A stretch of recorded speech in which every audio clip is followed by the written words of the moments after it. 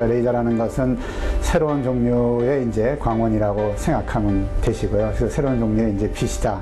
그래서 이러한 빛이 우리의 그 생활도 아주 많이 변화를 시키고 과학 연구에서도 레이저는 아주 중요한 도구이고요. 그래서 오늘 강의는 특별히 아주 짧은 펄스를 만들 수 있는 도구로서의 레이저, 또 아주 높은 출력을 낼 수 있는 도구로서의 레이저에 대해서 이제 강연을 했습니다.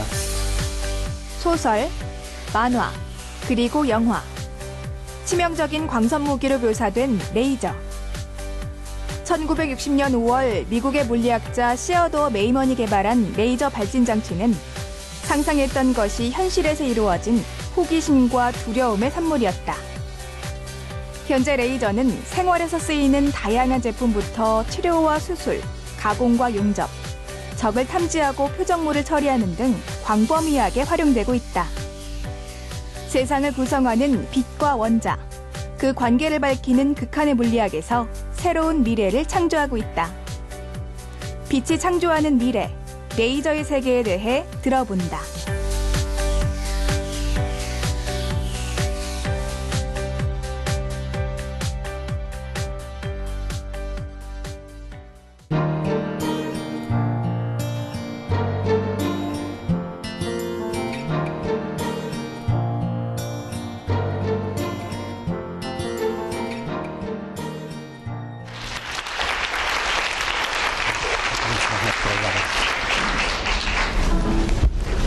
네, 반갑습니다. 고등학생들 많이 계신데 앞으로 열심히 해가지고 좋은 여성과학자 되는, 그런데 조금이라도 제가 뭔가 옛날에 누가 레이저 얘기해 주는데 거기서 재미있어서 나도 해보겠다 하는 그런 분 생겨나는 수 있는 그런 바람에서 왔습니다. 그래서 저희 레이저는 사실 이제 지금 기초과학연구원이 이제 생긴 지 한 2년 됐고요. 그래서 저 거기에서 초강력 레이저과학연구단이라는 게 이제 한 1년 4개월 전에 생겼습니다. 그래서 거기서 이제 하는 게 어떤 건가 하는 것도 잠깐 말씀드리려고 하고, 그래서 이런 레이저가 사실 뭔가, 사실 요즘에 레이저는 보면 거진 약방의 감초죠.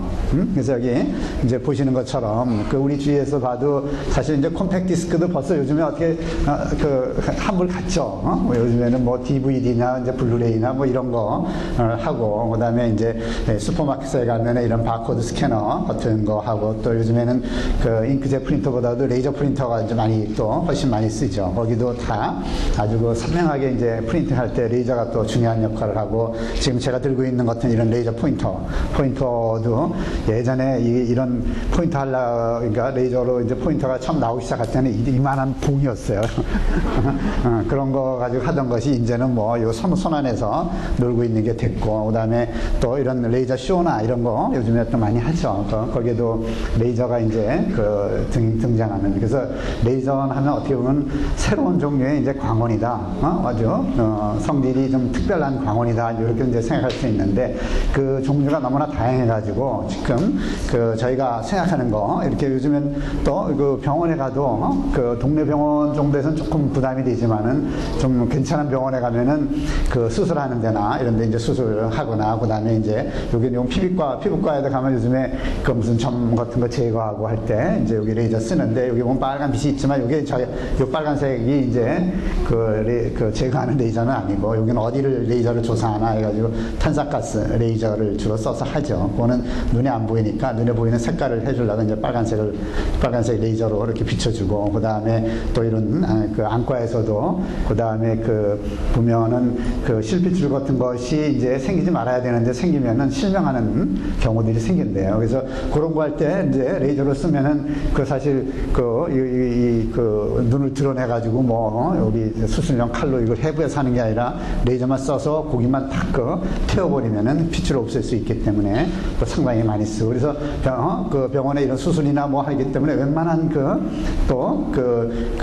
의사분들 이제 요즘에는 다 레이저를 가까이 하고 있죠. 그래서 저희 근처에도 많이 있고, 그 다음에 이런 회사 같은데 이제 산업 현장에서도 이렇게 생산할 때 때 보면은 레이저를 많이 씁니다. 그래서 자동차 공장에서 그 셀을 용접하고 할 때 이제 로봇이 왔다 갔다 하죠. 근데 로봇에 그 용접할 때 보면 레이저를 쓰면은 아주 간편하게 레이저를 이제 광섬유 같은 데서 해서 그 레이저 멀리서부터 이렇게 전달할 수 있기 때문에 요 끝에 있는 그러니까 로봇 안에 이제 그 레이저 빛이 나와가지고 이렇게 구멍을 뚫거나 용접해주거나 절단해주거나 하는데 그 상당히 많이 이제 활용이 되고, 그 다음에 여기 보면은 이런 거 요즘에는 어디 그 관광지 같은 데 가면은 유리블럭 안에 뭐 그 형상을 만들어 가지고 이제 보여주는 그런 경우도 있죠.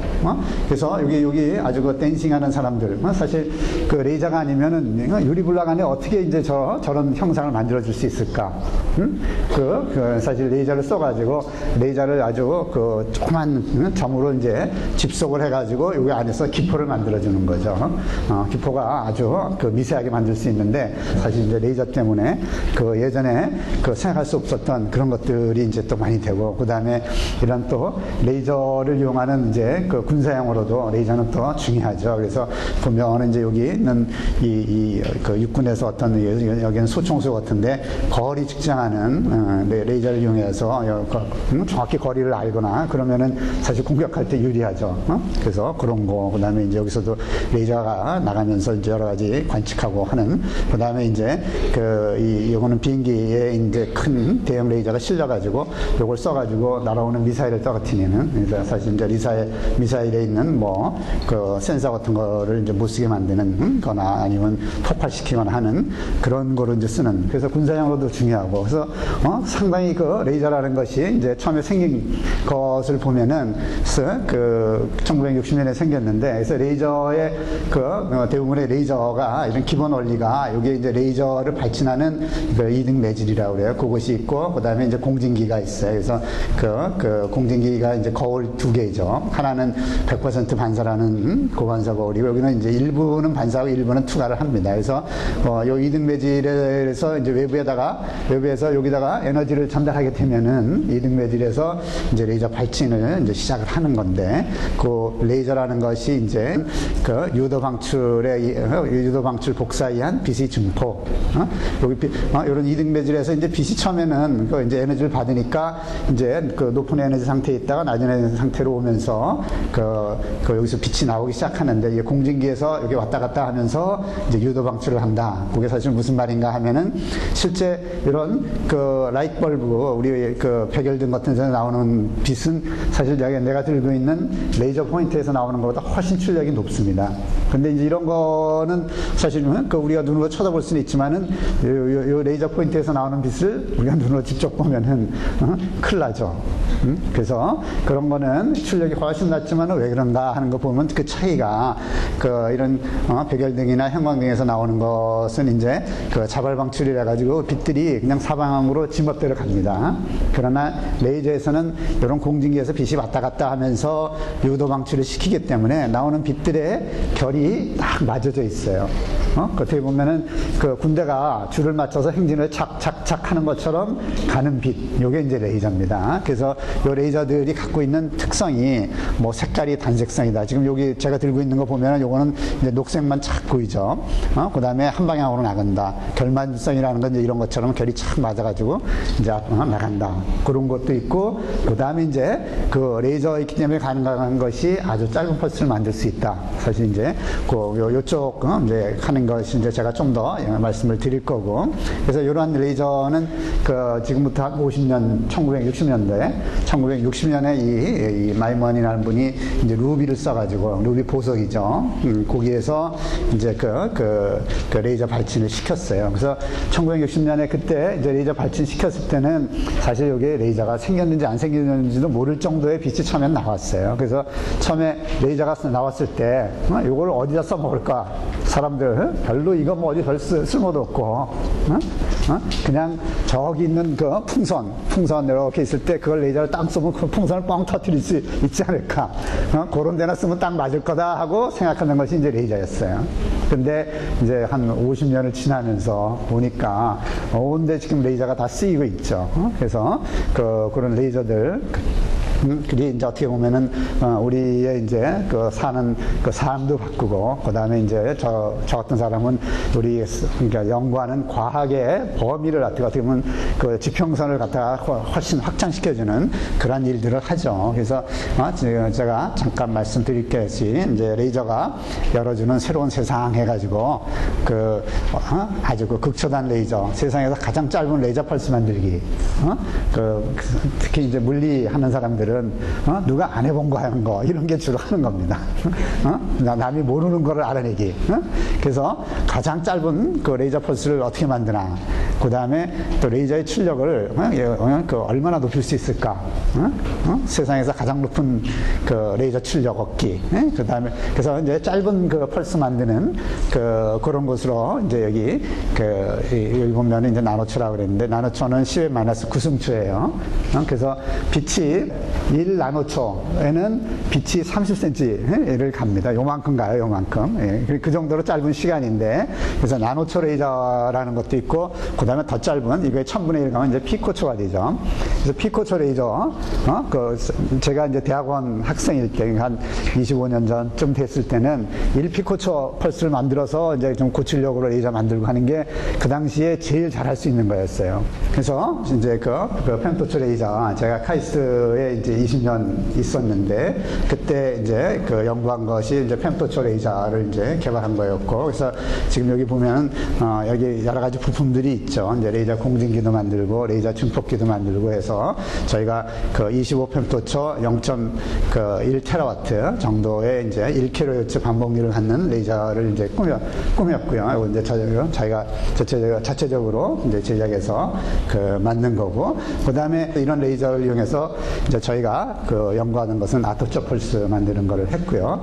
그래서 아토초 펄스는 이제 이런 레이저를 기체에다가 집속을 시키면은 기체 원자가 이온화되면서 이제 새로운 빛이 이제 나오게 됩니다. 그래서 여기 보면은 그 스펙트럼을 보면은 여기 보면은 이제 이거 고차 조합파라 그러는데, 조합파가 그냥 여기 63차부터 해서 쭉쭉쭉쭉 해서 99차까지 여러 가지 이렇게 넓은 스펙트럼의 조합파를 만들 수 있어가지고, 이 조합파가 시간적으로 보면은 이제 그 아토초 펄스를 만들게 됩니다. 그래서 60아토초까지를 저희가 만들었고요. 그래서 아주 짧은 것도 레이저를 이용해서 할 수가 있고, 그 다음에 레이저를 이용했기 때문에 아주 높은 출력도 이제 만들 수 있는데, 이 아토초를 가지고 이제 실험하는 실험 장치, 아까 요거 레이저 사진이고, 그 다음에 이제 아토초를 만드는 그 실험 장치가 이제 여기 진공 챔버 안에서 만들고, 이거 이제 그 분광하는 분광기, 그 에너지 측정하고 하는 것들을 이제 보여드리고 있어요. 그래서 이런 것들을 다 그 연구실 안에서 레이저도 만들고, 이런 배치 장치도 이제 다 만드는 그런 일들을 해서 아주 그 세계에 자랑할 수 있는 그런 그 결과들을 얻었고요. 그 다음에 이제 아까도 말씀드렸지만은 가장 높은 출력 레이저, 그거는 이제 어떻게 꾸미는가. 그래서 카이스트에 있으면서 지금부터 한 15년 전, 1998년에 만든 그 레이저예요. 요거는 이제 3테라와트, 20펜토초 3테라와트 레이저고, 그래서 여기에서 이제 그 훈련받은 학생들이 광주에 가가지고 이 페타와트 레이저를 개발을 했습니다. 그래서 지금 광주 과학기술원에 가면은 이런 극초단 광양절빔 그 시설이 있는데, 여기에 지금 100테라와트 레이저, 그러니까 10Hz로 작동하는 100테라와트 레이저, 그 다음에 그 1페타와트요, 0.1Hz, 그러니까 10초에 한 번씩 작동할 수 있는 페타와트 레이저가 사실은 두 개가 있어요. 1페타와트, 1.5페타와트. 그래서 그거 여기 사진을 이제 보여드리는데, 여기 이제 레이저 공진기부터 시작을 해가지고 증폭을 쭉 해서 여기 증폭단 1번, 그 다음에 증폭단 2번이 따로따로 있는데, 여기서는 1페타와트, 이쪽에서는 1.5페타와트까지를 만들 수 있어요. 그래서 이 1.5페타와트 레이저는 사실 세계에서 가장 출력이 높은 레이저입니다.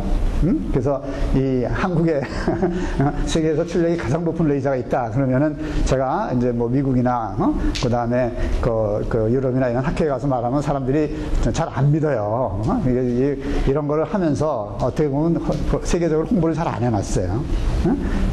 그래서 얼마 전에 사실 미국 프린스턴 대학 총장님이 원래 대학교 때는 물리를 하다가 나중에 법학을 하셨더라고요. 그래서 그분이 오셨길래 우리가 세계에서 가장 출력이 높은 레이저를 갖고 있다, 한국이. 그랬더니 안 믿으셔. 근데 실제로 이 레이저는 지금 현재 세계에서 가장 그 출력이 높은 레이저 시스템입니다. 그 실제 이게 2012년에 이제 그 1.5 페타와트를 만들었고, 실제는 지금은 이러한 것들을 써서 우리가 그 다양한 그 실험들을 하고 있습니다. 그래서 이제 실험하는 여기 실험 장치들입니다. 그래서 지금 요 페타와트 레이저를 써서 그 수소의 원자 핵이 이제 양성자죠. 그 양성자를 아주 높은 에너지로 만드는 그런 실험들을 하고, 그 다음에 또 전자를 그 레이저로 전자를 또 가속시킬 수가 있어요. 높은 에너지에 이제 전자를 가속시키는 실험 장치가 이제 이쪽에 있고, 그래서 이런 것들이 현재 다 그 준비가 돼가지고 이런 실험들을 저희가 그 열심히 할 수 있는데, 이런 레이저를 이용해서 진짜 어떤 거를 할 수가 있는가, 저희 시설이고 실제 이런 그 레이저를 이용해서 또 새로운 것을 이제 저희가 하는 건데, 여기 보면은 그 고에너지 뭐 양성자나 전자나 이제 그다음에 X선 같은 거 만드는 것을 대형 가속기를 써서 보통은 하는데, 저희는 이런 것을 레이저를 이용해서 하자 하는 그런 것을 할 수 있고, 현재 이제 그 레이저를 이용한 그 고에너지 양성자, 또 레이저를 이용한 고에너지 이제 전자 발생, 그다음에 X선이나 감마선 발생하는 것들을 레이저를 이용해서 이제 또 하고 있고, 그래서 이런 것들이 어떻게 보면은 그 저희가 알지 못하는 그런 것에 대한 이제 도전이죠. 지금 요 사진 우리 저기 그 여기 소개해 주시는 우리 황정아 박사님 아마 잘 아실 텐데, 여기 이게 태양 사진입니다. 태양 사진이고, 그래서 이런 태양 같은 데서 이제 여러 가지 그 뭐 복잡한 일들이 이제 일어나는데, 이런 것들을 사실 지구상에서 관측은 할 수는 있지만은, 실제 저것들을 우리가 어떻게 좀 저기다가 어떤 외부에서 좀 이렇게 그 힘을 가해가지고 컨트롤을 그러니까 하는 그런 일을 할 수가 없잖아요. 그래서 이제 그런 것을 레이저를 이용해가지고 이런 우주 환경을 이제 실험실 안에서 구현하자. 그런 것을 이제 그 저희가 하려고 할 수 있고, 그래서 실제 그 말씀드리고자 하는 것은 그 우리의 그 상상력에는 끝이 없다. 그래서 이제 이런 초강력 레이저를 이용한 이 상대론 영역에서 레이저와 물질의 상호작용 탐구하는 것들을 이제 하는데, 여기에 보면은 이런 레이저를 쓰면은 거기에 이제 플라즈마가 생기는데, 플라즈마에 있는 전자의 속도가 빛의 속도에 가까이 갑니다. 그래서 이제 상대론 영역에서 이제 한다는 거고, 그래서 이런 데서 일어난 여러 가지 일들, 어떻게 보면 이제 도전이죠. 그래서 이 도전하는 데는 남자 여자 구분이 없습니다. 아주 끈질기게 이제 하는 사람이 이제 승리하는 거고, 그러기 위해서는 뭐 공부도 잘해야 되겠지만은, 항상 제가 학생들한테 만날 때 부탁하는 거는 이 체력이 있어야 됩니다. 공부도 마찬가지일 텐데 체력이 없으면 못해요. 근데 저희 나라 지금 그 고등학교 이런 데 보면은 그 어떤 때는 체육 시간에도 뭐 수업한다 그러대. 체육 시간에 밖에 나가서 열심히 뭐 하면은, 근데 체육 시간도 몇 시간 안 되는데, 그래서 그 제일 그 아쉬운 게 그런 거예요. 우리 그 고등학생들 저기 미국이나 유럽 가봐요. 거기 보면은 여학생들도 이렇게 그냥 알통이 풀쑥 나올 근육이 나올 정도로 열심히 운동하고 그럽니다. 우선 체력이 있어야 돼. 그래서 열심히 체력을 길러가지고 이런데 도전을 해보십시오. 감사합니다.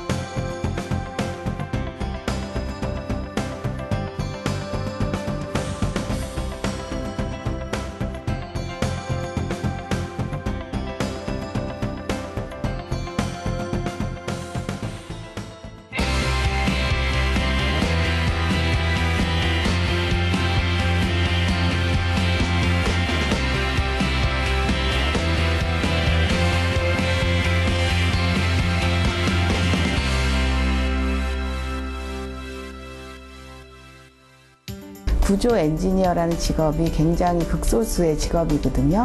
근데 안전이라는 부분에서 굉장히 중요한 부분을 차지하는 곳인데, 이것에 대한 부분에 인식이 별로 없고 굉장히 전문적이고 좋은 직업임에도 불구하고 이렇게 홍보가 많이 안 된 것 같아요. 그래서 학생들한테 그런 부분을 좀 알려주고 이런 부분에 진출할 수 있다. 특히 여학생들 같은 직업으로 굉장히 좋은 부분들이 있거든요. 그래서 그걸 알려주고 싶었습니다. 인간을 안전하게 지키기 위한 구조물, 인간을 행복하게 만드는 보금자리. 더 높이, 더 아름답게, 더 편리하게. 건물은 우리의 도전을 반영하는 또 하나의 자연이다. 하지만 점점 더 큰 참사를 낳는 건물 붕괴 사고. 안전하지 않은 건물은 우리의 생명과 터전을 무너뜨리는 최악의 비극을 불러온다. 건물은 왜 붕괴되는 것이고 막을 방법은 없는 것일까? 건물의 건강을 책임지는 구조 엔지니어에 대해 들어본다.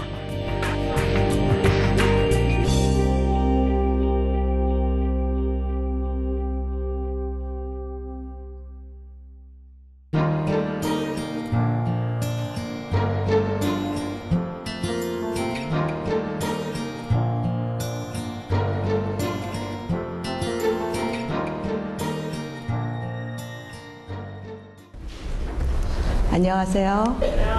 네, 마지막까지 너무 열심히 들어주실 걸로 믿고 제가 간단히 빨리 하겠습니다. 제가 하는 업무가 구조 엔지니어라는 직업이거든요. 그러니까 현장을 방문을 하지만 사실은 현장에 이렇게 많이 가지는 않아요, 생각보다. 근데 필요할 때, 구조적인 문제가 생겼거나 필요할 때 가서, 근데 이제 여러분들이 구조라는 걸 잘 몰라서 약간 좀 충격적으로 보이고 싶어서 했는데 충격을 받으셨는지 모르겠습니다. 제 강연은 빌딩 닥터라 불리는 구조 엔지니어란 제목으로 하는데요. 인류가 생긴 이후부터 인류가 멸망할 때까지 있는 그런 가장 전통적인 직업 중에 하나거든요. 그래서 여러분들이 그 미켈란젤로라든지 레오나르도 다빈치 잘 아시죠? 그분들도 다 구조 엔지니어였어요. 과거에는 구조 엔지니어이자 건축가이자 미술가이자 그런 것들이 이렇게 복합적으로 존재를 했었거든요, 직업이. 근데 이제 세상이 굉장히 발전을 하면서 그것들이 다 나눠져서 그 중에 한 분야인 구조 엔지니어라는 직업이 생기게 됐습니다. 근데 구조 엔지니어가 이제 뭘 하느냐? 이거 여러분 어디죠? 네, 경주 마우나 리조트 요번에 학생들이 한 10명 죽고 한 100명의 사상자가 난 곳이죠. 이게 왜 이렇게 건물이 이렇게 됐죠? 네, 눈이 일단 많이 왔고 여러분들이 잘 못 알아들으셨겠지만 PEB 구조 그러면서 구조 얘기를 막 했어요. 그래서 건물의 이런 구조가 문제가 생기면 어떤 조건에 의해서 이렇게 무너지게 됩니다. 이거 두 번째는 이게 뭐에 의해서 무너졌을까요? 예, 지진입니다. 지진이 많이 일어나는 곳이 일본이죠. 그래서 몇 년 전에 쓰나미가 와서 거의 흔적을 찾을 수 없을 정도의 건물이 무너집니다. 다음은 요거는 필리핀에 바람이 많이 불어서 건물이 다 무너진 겁니다. 이건 어디죠? 예, 전 세계적으로 유명한 그 불명예스러운 삼풍백화점입니다. 이거는 왜 무너졌냐? 그러면 그때 이제 여러분들 좀 어리지만 기억하실 수 있는 거는 하중이 컸다. 무슨 잦은 설계 변경을 했다. 그다음에 무량판 구조 그런 것 때문에 무너졌다. 뭔지 모르겠지만 구조가 나옵니다. 그래서 건물이 이렇게 무너진다면 그럼 무너지지 않게 어떻게 할 것인가? 그게 바로 엔지니어가 하는 일입니다. 건물을 어떻게 서 있게 하느냐. 지구는 중력이 작용하거든요. 그래서 지구 중심을 향해서 이렇게 힘이 작용을 해요. 그래서 그걸 저희 구조 엔지니어는 하중이라고 부르거든요. 그래서 여러분들도 다 하중입니다. 여러분들은 다 하중이라서 건물을 다 누르고 있어요. 그리고 그 건물이 안 눌리려고 막 버티겠죠. 그 버티는데 이제 그게 점점점 밑으로 전달이 돼서 땅까지 전달이 돼요. 그래서 땅에서 잘 받쳐줘야 건물이 안 무너지거든요. 그래서 그 땅에서 받치는 힘을 반력이라고 부르는 거예요. 반대로 힘이 작용한다. 그걸 버티는 힘을 지내력이라고 저희가 부르거든요. 근데 이제 그런 위에서 누르는 하중, 그것만 있는 것이 아니죠. 눈하중도 위에서 누르는 거고요. 그 다음에 옆으로도 붑니다. 아까 그 필리핀에 바람이 불어서 건물이 다 날아갔죠. 그럼 건물 옆으로 부는 하중이 이제 풍하중입니다. 그 다음에 지진은 땅 속에서 막 건물을 흔들어요. 아래에서. 그럼 건물이 막 흔들리는데 그 흔드는 힘이 더 크면 건물이 무너집니다. 그러니까 그 힘보다 강하게 해야 건물이 서 있는 거거든요. 그래서 이런 부분들을 어떻게 이런 하중들이 건물에 작용했을 때 그걸 어떻게 무너지지 않게 잘 버티고 있게 하느냐. 그게 구조가 하는 일입니다. 구조는 건물의 그 뼈대를 다루는 학문이거든요. 그거를 우리가 이제 골조 또는 영어로 프레임이라고 부르는데요. 여러분이 이제 예쁜 이렇게 표면, 인테리어라든지 그런 거는 다 건축가들이 합니다. 요새는 그 전체 틀을 만들고 그런 건축가가 하고, 그 다음에 이제 우리가 피와 장기는 뭐냐면 설비라고 부르는데 여러분 여기 덥죠? 그러니까 그 덥게 하는 거, 차갑게 하는 거, 또는 화장실에 물이 나오게 하는 거, 그 다음에 세면기, 그 다음에 세수할 수 있는 물을 나오게 하는 거, 그 다음에 이제 변기 뭐 이런 것들, 그런 거는 우리가 설비 엔지니어라고 부르는 사람들이 하거든요. 그건 전체 건물의 피와 장기 같이 순환을 시키는 역할을 하는 겁니다. 근데 구조는 뼈대를 다루는, 인체로 따지면 그런 역할을 하는 건데, 이 뼈대가 예뻐야지 건물도 튼튼하고 안전하고 경제적으로 설계를 할 수 있어요. 근데 그래서 그 사례 중에 제가 어떤 책을 보다 보니까 오지호라는 사람하고 정종철이 성형외과를 갔어요. 그래서 이제 견적을 받았어요. 우리도 좀 잘생겨 보자. 그랬는데 정종철이 700만 원이 더 나온 거예요. 그래서 이 사람이 화가 나서 왜 나는 오지호 같이 비슷하게 생긴 것 같은데 700만 원이 비싸냐? 그랬더니 의사가 뭐라 그랬냐면 오지호 뼈가 당신 뼈보다 이쁩니다. 그랬답니다. 그래서 조금 더 돈이 많이 듭니다. 그랬대요. 그래서 건물도 마찬가지로 그런 뼈대를 예쁘게 잘 형성을 미리 해줘야 멋진 건물이 나올 수가 있거든요. 그래서 이제 그 골조, 저희가 뼈대를 이제 골조라고 부르는데 그거에 따른 건물 모양을 여러분 잠깐 보시도록 하겠습니다. 이거는 무슨 골조일 것 같아요? 나무죠. 목조라고 부르죠. 한옥집. 그래서 이런 모양이 나오게 되고요. 요거는 똑같은 목조인데 서양식 목조주택이라고 부르거든요. 근데 같은 목조인데도 모양이 틀리죠. 그거는 그 목조라는 재료를 가지고 다른 뼈대를 형성해서 피부를 씌웠다고 생각하시면 돼요. 그래서 이런 형태가 나옵니다. 요거는 뭐죠? 조적조, 벽돌로 지은 건물이에요. 근데 이 벽돌로 지은 건물은 그 피부가 바로 뼈대예요.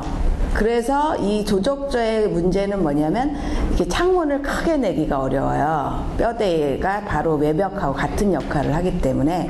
그래서 이런 형태가 나오게 됩니다. 요거는 철근 콘크리트조인데요. 세계적으로 유명하신 르꼬르비제라는 건축가가 설계를 하신 거예요. 그래서 이분이 그 콘크리트 건물을 굉장히 그 구조적인 개념을 디자인에 많이 응용해서 멋진 건물을 지어주셔서 콘크리트 건물이 세계적으로 퍼지게 되는 그런 역할을 하신 분의 건물입니다. 요거는 뭐죠? 에펠탑은 철골로 돼 있어요. 그래서 이런 재료, 구조 재료에 따라서 이렇게 모양이 다르게 됩니다.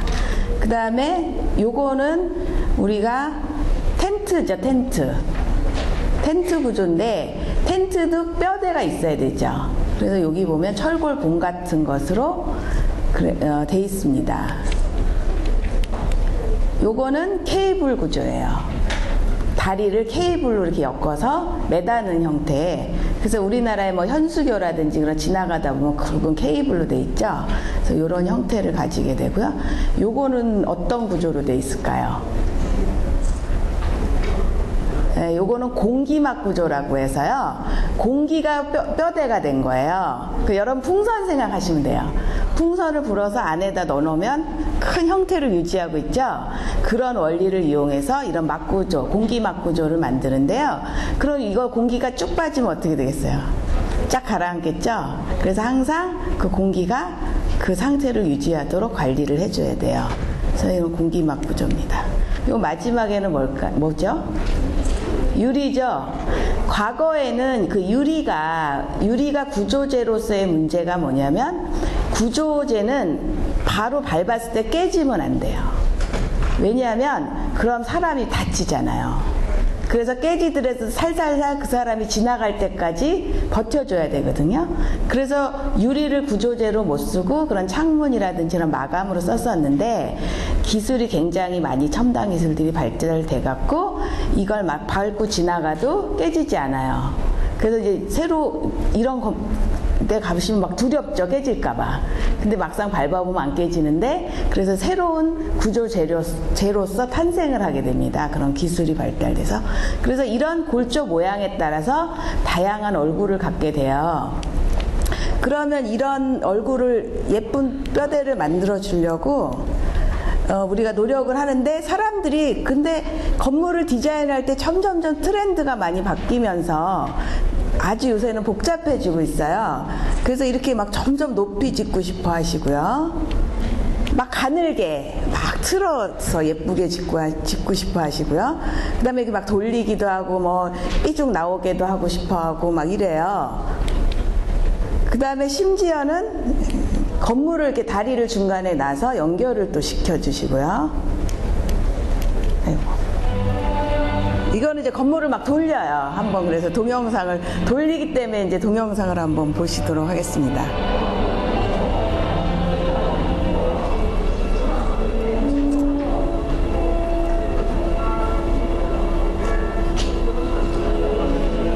그럼 방 안에 앉아서 사방팔방을 볼 수 있겠죠. 건물을 돌리니까. 그리고 남산타워도 사실 돼 있는데 그건 하나만 돌죠. 근데 이거는 전체를 다 돌리는데, 이게 재밌는 게 그 층과 층 사이가 풍력발전소예요. 그래갖고 선풍기를 달아갖고 이 건물 에너지를 써요. 예, 아직 지어지진 않았지만 계획 중이고, 이게 이제 아랍 계통의 이제 나라에서 몇 가지 지금 계획을 해서 지으려고 하고 계세요.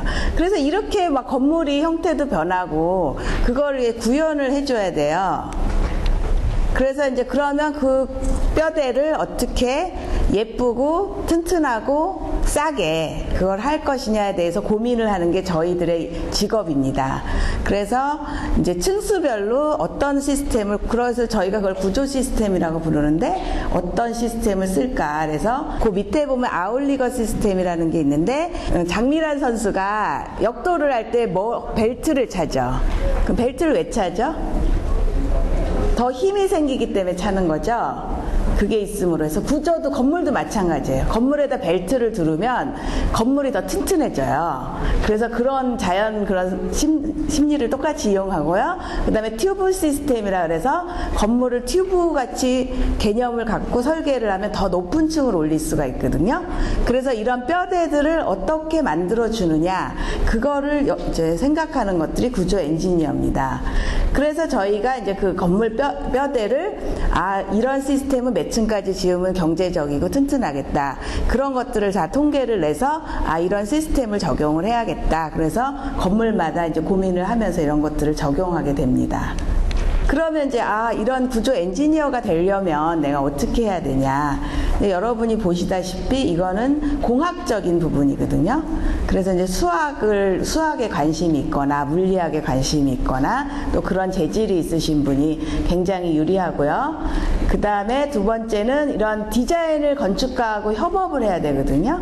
그래서 저희가 엔지니어라고 표현도 하지만 스트럭처럴 디자이너라고 표현도 해요. 그래서 그런 디자인을 하고, 그 다음에 아까 뼈대가 디자이너마다 다른 뼈대가 나와요. 그래서 그걸 자기가 디자인 창의성이 좀 어느 정도 있으면 여러분들이 이제 좋은 엔지니어가 될 수 있습니다.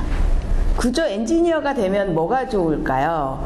이 구조 엔지니어는 사실 우리나라 건설 업계에 0.2% 정도의 인구가 존재합니다. 그래서 저희 같은 직업을 가진 사람이 2,000명에서 한 3,000명 정도밖에 안 돼요.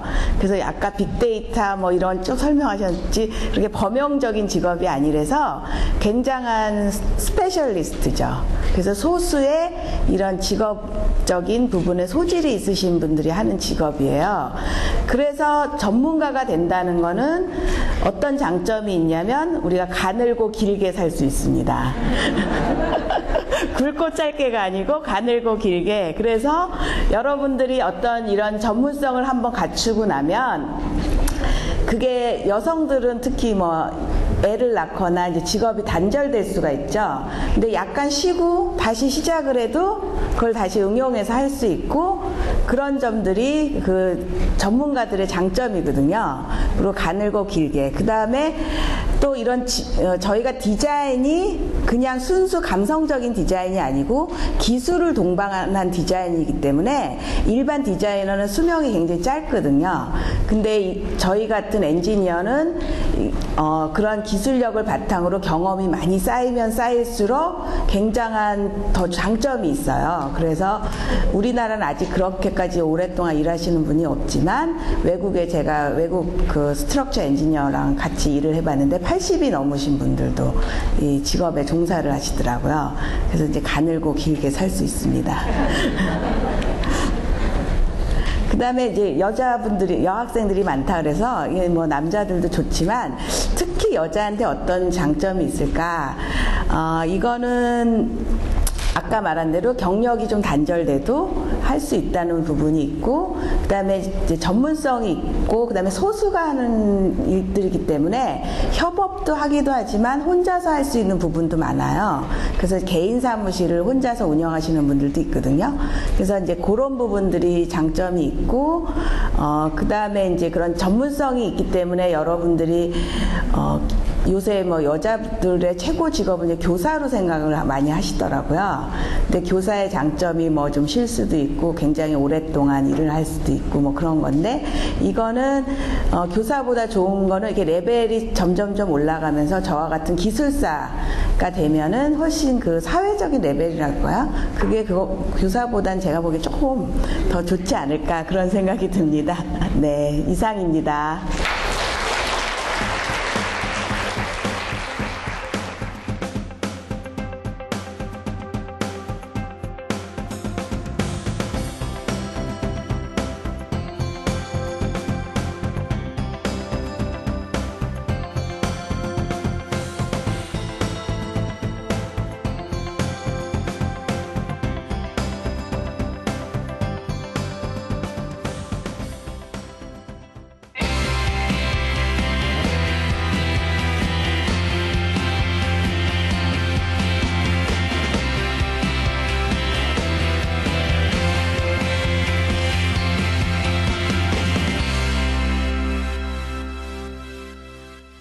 레이저가 그만큼 이제 막 페타 막 그 정도로 발전했다는 건 또 처음 알았던 것 같고, 또 건축 분야는 좀 관심이 없었는데 건축도 한 사람이 이제 모든 일을 하는 게 아니라 다양한 사람들이 무슨 구조 엔지니어 이런 게 모두 다 있다는 걸 알고 참 신기했던 것 같습니다. 이 과학 분야의 발전에 과학교사로서 따라가야 되겠다는 생각을 했어요. 너무 제가 현재 뭐 학부에서 배웠던 그 과학 지식을 너무 국한돼서 가르치는 것이 아닌가. 그래서 현대 과학을 더 공부해야 되겠다는 생각이 저부터도 들었고, 우리 학생들에게도 그것들을 자꾸자꾸 소개해서 진로 교육과 자꾸 연결을 시켜줘야 되겠다, 이런 생각을 하게 되었습니다. 그래서 저에게도 정말 큰 도움이 되는 강연이었습니다.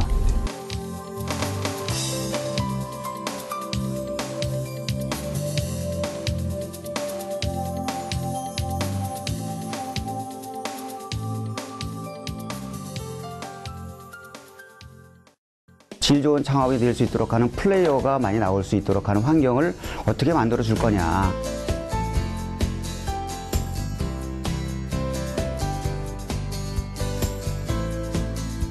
혁신이 거래된다는 게 창조 경제죠. 그래서 이 혁신이 거래되는 시장이 만들어져야 되는 거죠.